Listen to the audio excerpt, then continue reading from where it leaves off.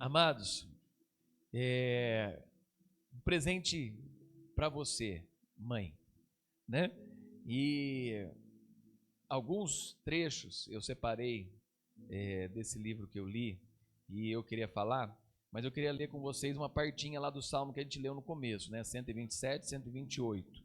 Fala assim: filhos são um presente do Senhor, uma recompensa que Ele dá. Os filhos que os homens têm em sua juventude são como flechas nas mãos do guerreiro. Feliz o que tem sua aljava cheia delas, não será envergonhado quando entregar os seus inimigos à sua porta. Esse é o verso 3 a 5 do Salmo 127.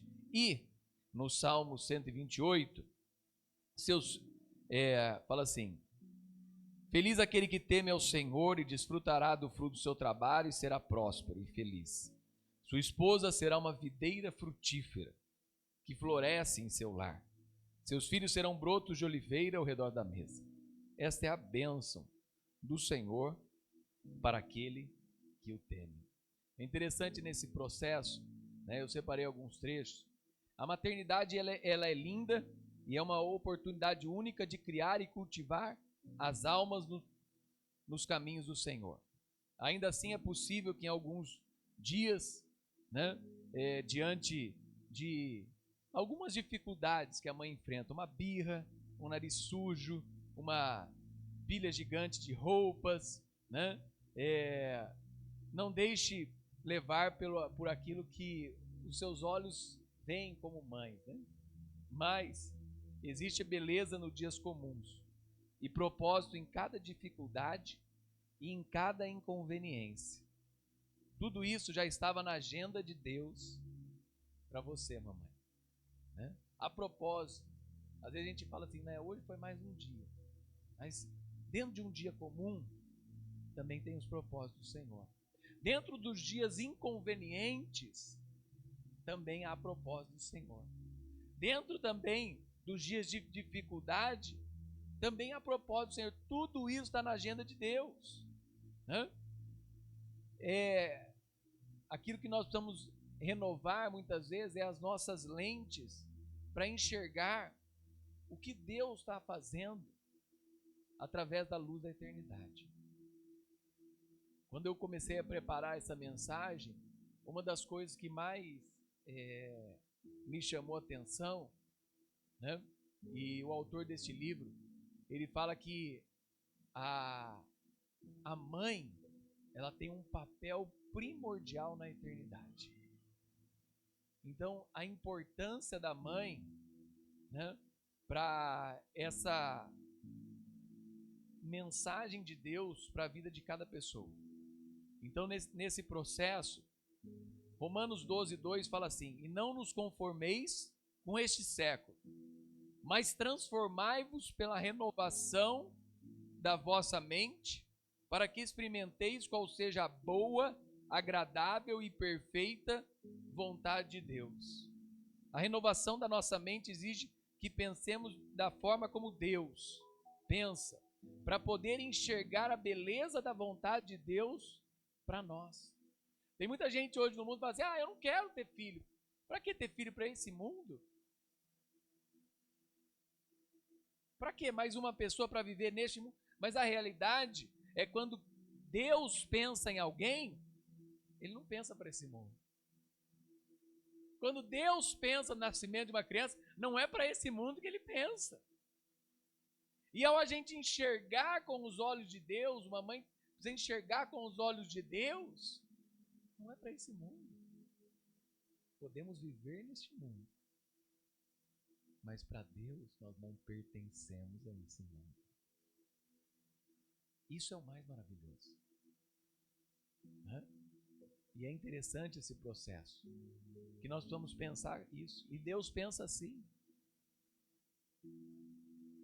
Uma pessoa pode nascer num lugar miserável na África. Uma pessoa pode nascer num lugar idólatra na Índia. Uma pessoa pode nascer num lugar sem nenhuma mensagem cristã em um mundo muçulmano. Uma pessoa pode nascer em um lugar de muita violência no leste europeu. Uma pessoa pode nascer em um lugar de muito consumismo nos Estados Unidos. Uma pessoa pode nascer em um lugar de brutalidade e perda de valores dentro da América Latina. Mas não é para isso que Deus fez aquela pessoa.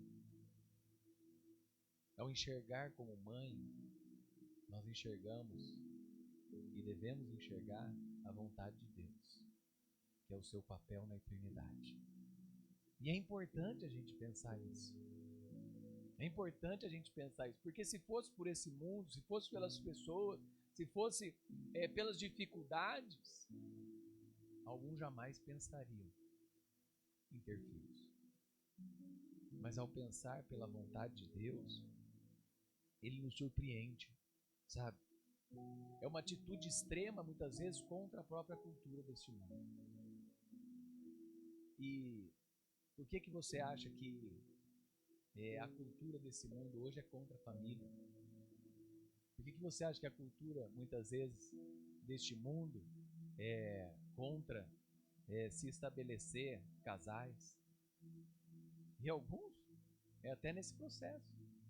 E outra, dentro dos mandamentos do Senhor, né, e da palavra de Deus, Ele fala para nós nos multiplicarmos e enchermos o mundo. Alguns até teologicamente falam que um dos sinais para a volta de Cristo é que todo mundo esteja repleto de pessoas. Alguns até falam isso. Então a gente tem que pensar naquilo que Deus pensa. Como podemos fugir do molde e não nos conformar com este século? Pela renovação da nossa mente. Na palavra de Deus encontramos o eterno desígnio para casais e famílias, para voltar os nossos olhos para o único cuja vontade é boa, perfeita e agradável. Boa, perfeita e agradável. A vontade de Deus, ela é boa, ela é perfeita e ela é agradável. Se alguém vive os propósitos de Deus e confia no único Senhor, mesmo que ela nasça em qualquer um desses lugares ou em outros desse mundo, né, com privações, com dificuldades, com problemas, Deus vai cumprir a sua vontade. Deus vai abençoar. Né? Deus vai cuidar. Teve um comentário aqui de uma pessoa, Gloria Furman, muito famosa, fala assim: muitas mães veem o seu ministério para com os seus filhos como insignificante quando comparado a outros ministérios. Muitas mães às vezes comparam o seu ministério de mãe com outros ministérios e às vezes se acham insignificantes. Afinal, milhares de pessoas se reúnem em teatros ao ar livre, né, e torcem para ouvir o evangelho. Por que a maternidade é missionária? Há algo de valor eterno acontecer no reino invisível. É verdade. Às vezes a única alegria que uma mãe escuta é quando a tampa do recipiente do sorvete se abre na cozinha. Mas à medida que as mães criam fielmente a próxima geração no evangelho, os aplausos do céu ecoam na eternidade. Muitas vezes as mães acham que o seu papel é pequeno. E às vezes que elas têm poucas alegrias. Mas quando nós pensamos numa mãe preparando alguém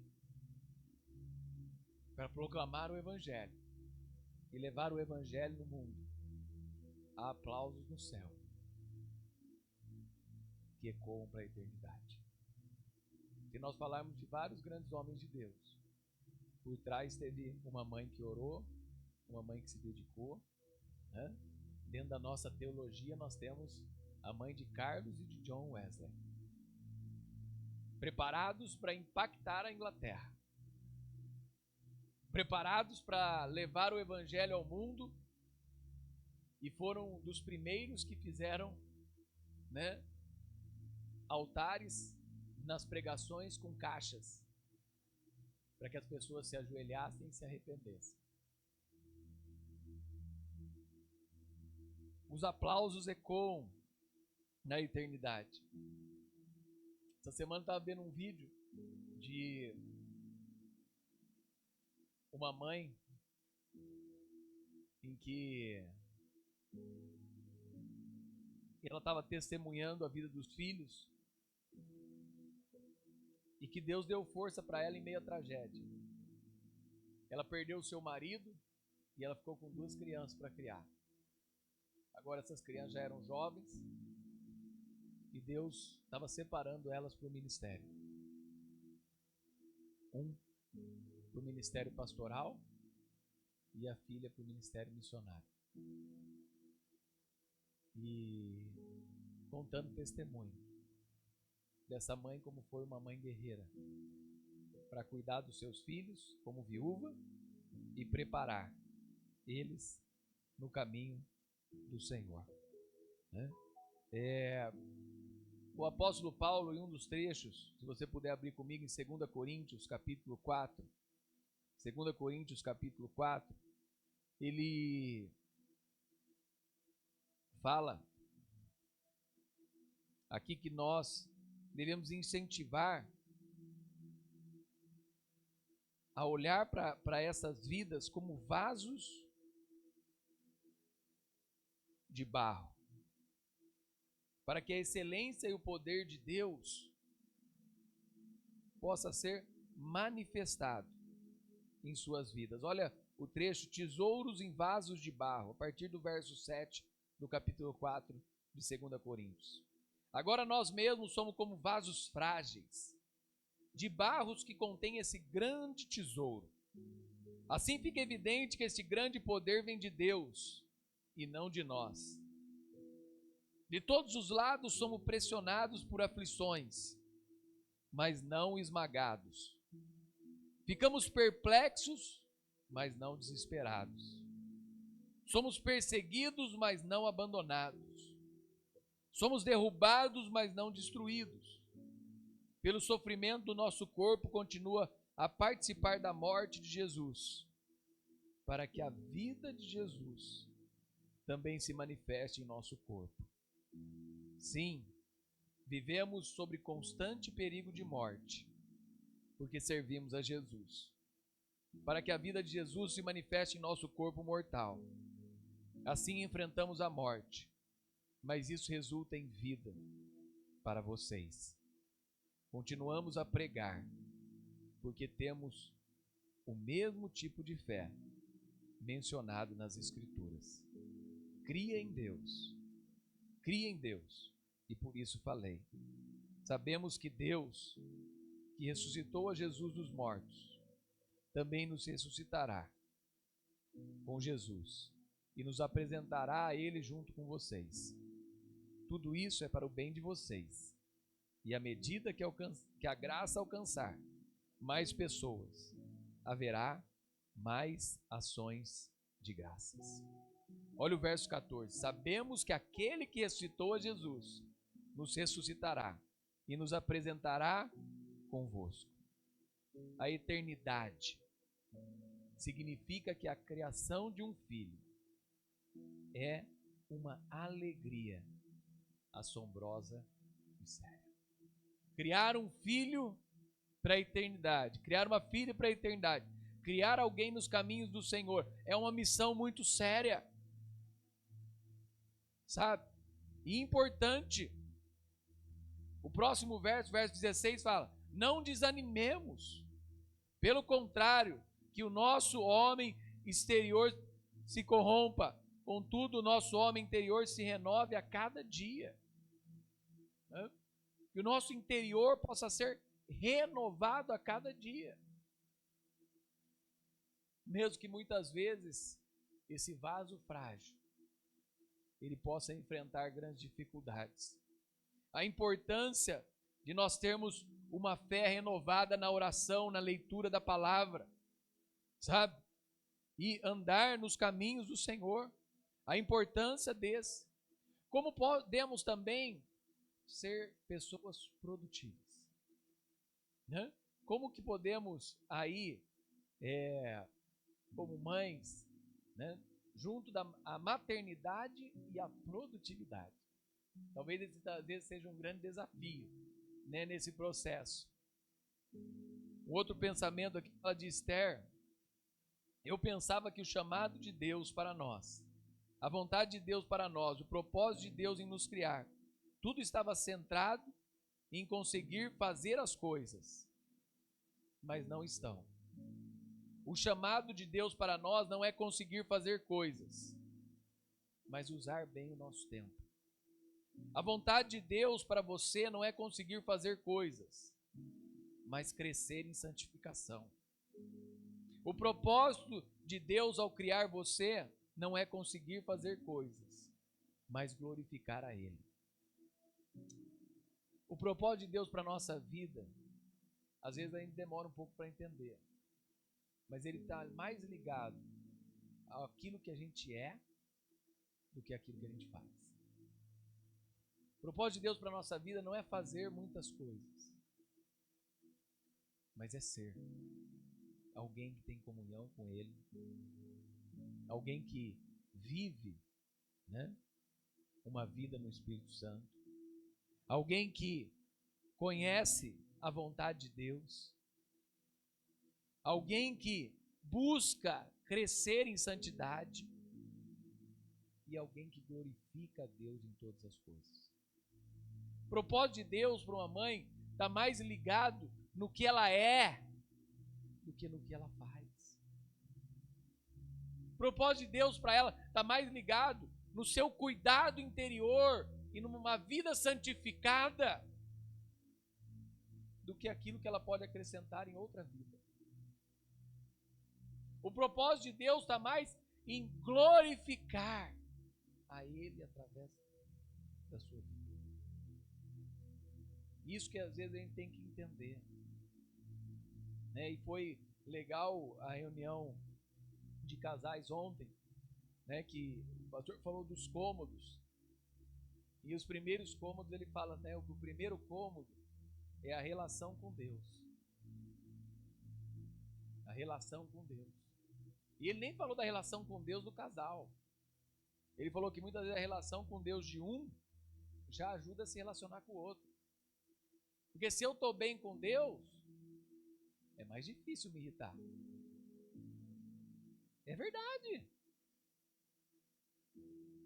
Se eu estou bem com Deus, é mais difícil me tirar do sério. E ele fala dessa relação. Se um está bem com Deus, é mais difícil ter problema. Sabe? E ele fala que cada um tem que buscar uma boa relação com Deus. Dentro do cômodo do relacionamento com Deus, que é o primeiro, cada um dos cônjuges tem que buscar uma boa relação com Deus. E outra coisa, a segunda coisa que ele fala é relação com o próximo. Né? Está bem com si mesmo. Porque ele fala assim, né? Se eu me amo, eu vou amar os outros. Atender, fácil eu amar os outros.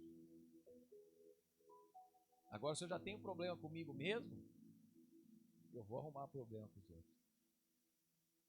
Né? Ele falou até de um casal que os dois vieram de outro casamento, só que não resolveram os problemas do outro casamento. E isso afetou o casamento deles atual. Então, resolver os seus problemas, cuidar de si. Eu sei que uma mãe faz muitas coisas, mas a mamãe precisa cuidar de si também. Mamãe precisa cuidar do seu interior. Mamãe precisa cuidar da sua relação com Deus. Mamãe precisa cuidar da sua santidade. Mamãe precisa cuidar, né, de como ela está glorificando a Deus. Sua vida está sendo para a glória de Deus? Deus está sendo glorificado na sua vida? A importância desse. Refletir no nosso cotidiano, na nossa rotina, né? Aquilo que nós fazemos tem glorificado ao Senhor. Vamos um pouquinho mais para frente aí em 2 Timóteo. 2 Timóteo 1:7. 2 Timóteo 1,7. Olha o que fala aí.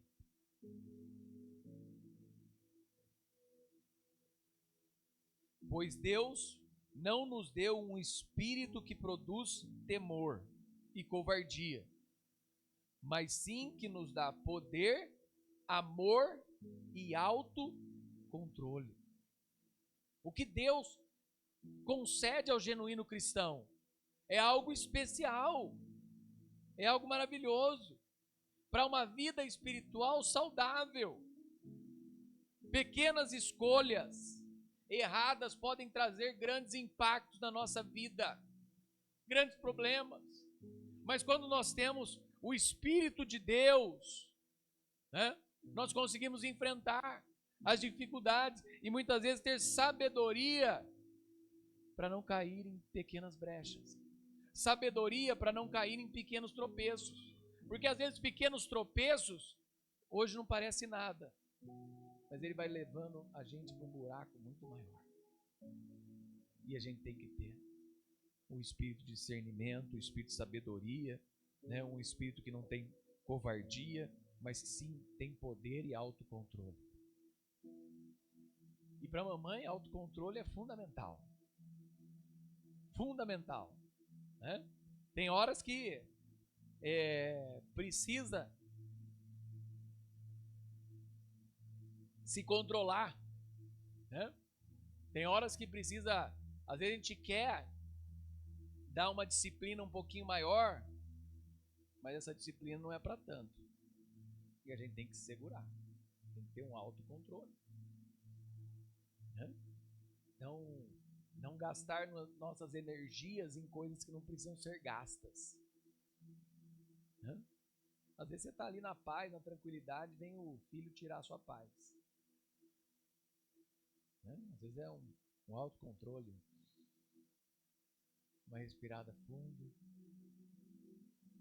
né?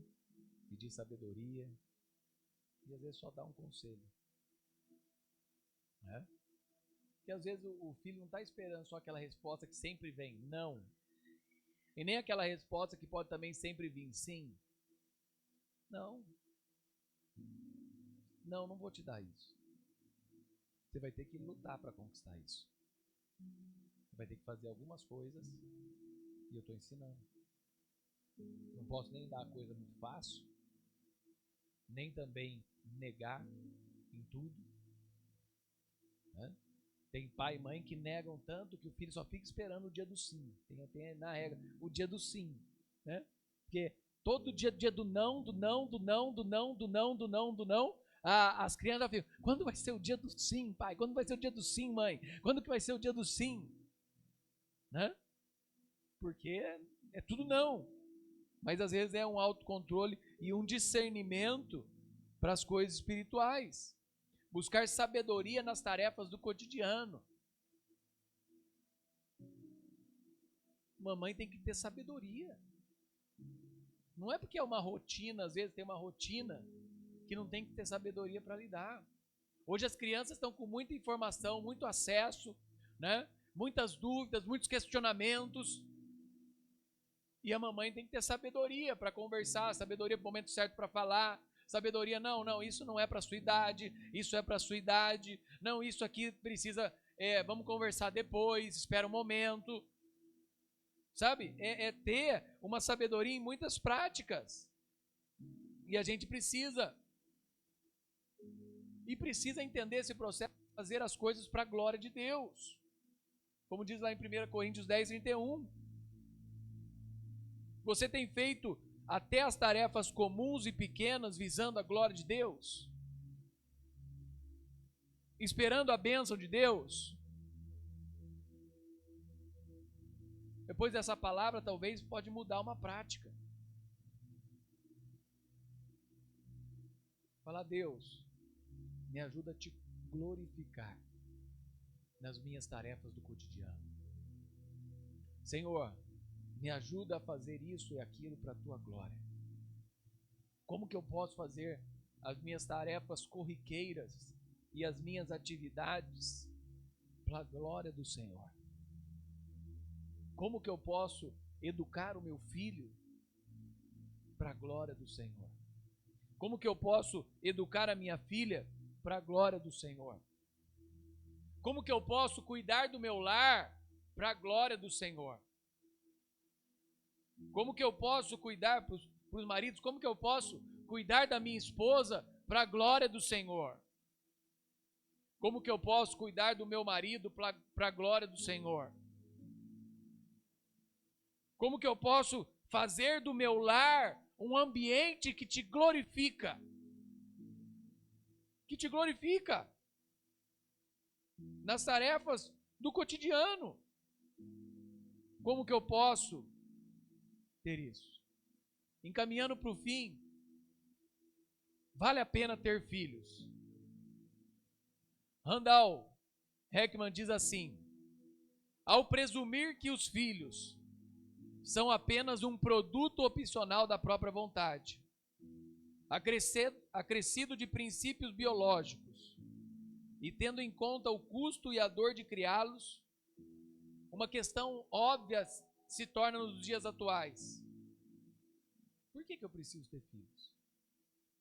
Se há um custo alto, difícil, vai me acarretar grandes coisas, por que eu preciso ter filhos? Terminando essa mensagem, o tópico agora é: vale a pena ter filhos? Ele continua dizendo: no entanto, com a eternidade em mente, o risco, a dor e as despesas são muito menos importantes que o meu desejo sincero de obedecer a Deus. Meus atos de sacrifício realizados no meu período na terra não perderão a minha recompensa no céu. Os meus atos de sacrifício nessa terra não perderão a minha recompensa no céu. O mundo hoje, ele valoriza muitas vezes o conforto imediato, meus amados. Muitas pessoas hoje não querem se sacrificar muito.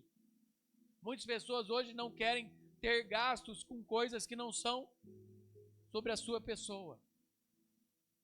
E muitas vezes ele fica pensando nesse conforto, né? E que imediato acima da recompensa eterna. A abnegação, ela está pouco presente nos dias atuais. E aqueles que servem a Cristo sabem o que isso significa. Que muitas vezes a gente precisa abnegar para conquistar. Como consequência, muitos casais optam por não terem filhos ou terem um mínimo. Mas esse não foi o sentimento que Cristo nos ensinou. Vamos lá em Hebreus 12, 2. Hebreus 12, 2.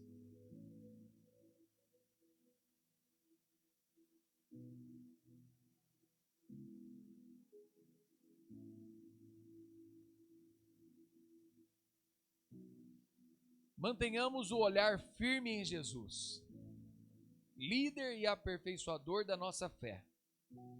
Por causa da alegria que o esperava, ele suportou a cruz, sem se importar com a vergonha. Agora ele está sentado no lugar de honra, à direita do trono de Deus.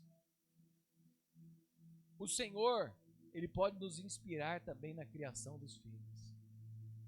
Ele se sacrificou por algo eterno, não por algo material e nem por algo terreno, mas por algo eterno.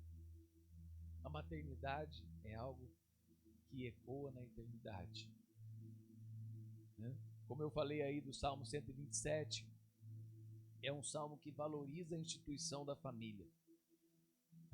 É um salmo que lista bênçãos de ter filhos e que nós devemos ser gratos a isso. Herança do Senhor são os filhos, fruto do ventre, seu galardão. Feliz aquele que enche deles a sua aljava. Sabe? Perceber o cuidado de Deus orientando esse tema tão importante. Que Deus nos ajude a enxergar as coisas por essa perspectiva. Perceber o valor de um filho. Perceber o valor de ter filhos. E como isso pode impactar as nossas vidas. Muda, transforma, nos dá um novo prisma. Mas nós devemos olhar para as bênçãos. Eles são herança. Ao mesmo tempo, né, muita gente às vezes espera uma herança, né, com alegria, mas não olham os filhos como herança do Senhor. Filhos são a maior herança que nós temos. E a importância deles na nossa vida. Devemos olhar para Deus, olhar para a maternidade, olhar para as mães, sabendo que tem um papel fundamental na eternidade. Um papel que não ecoa nessa terra, mas ecoa no reino espiritual e ecoa na eternidade, para sempre. E eu queria deixar essa palavra para vocês hoje. Pai das bênçãos, o Senhor abençoa a maternidade. O Senhor abençoa a vida das mães. O Senhor abençoa a família. O Senhor abençoa as crianças. O Senhor abençoa, né, esse papel importante da família. Família que ama a Bíblia, família que ama a palavra, né? Família que cultiva a vida cristã no seu lar. Deus derrama bênção sobre esse lar. E que Deus possa derramar bênção sobre o lar de vocês. Queria deixar essa mensagem para vocês. Nós vamos orar. E depois acho que as crianças têm uma lembrancinha, né, algo. Tá? Vamos. Exemplos de fé são as mães. E os filhos são um presente, vale a pena. Se Deus falou com você, você pode fechar os seus olhos, nós vamos orar enquanto as crianças estão a caminho. Senhor Deus maravilhoso, Pai, pedimos que o Senhor abençoe a vida de cada mamãe, tanto aquelas que estão aqui presentes, aquelas que estão nos assistindo e aquelas que não puderam vir por algum compromisso, Pai. Mas nós pedimos que o Senhor seja com cada uma delas. Abençoe suas vidas de maneira especial, Pai. Que também os filhos possam valorizar os seus pais, valorizar sua mãe, seu pai e honrá-los, Senhor. Como a gente pregou sobre os mandamentos de Deus nessa quinta-feira, é o único mandamento com promessa. Honra os teus pais para que se prolonguem os dias sobre a terra. Que as bênçãos do Senhor estejam sobre cada um, Pai. E que de maneira especiosa, graciosa e poderosa, o Senhor possa tocar a vida de cada família, Pai. Derrame força, derrame provisão, derrame tuas bênçãos, Pai. E que de maneira poderosa o Senhor esteja com cada um, Senhor. Ajudando, auxiliando, a cumprir os teus propósitos. O propósito de ser alguém, Senhor, como diz a tua palavra, que busca, Pai, um crescimento interior. Propósito de ser alguém que busca uma vida santa. E propósito de ser alguém que glorifica o teu nome nesta terra. Em grandes acontecimentos ou nos pequenos acontecimentos diários e corriqueiros da nossa vida. Que a tua glória, a tua mão e a tua bênção esteja sobre os teus filhos. Em nome de Jesus. Amém e amém.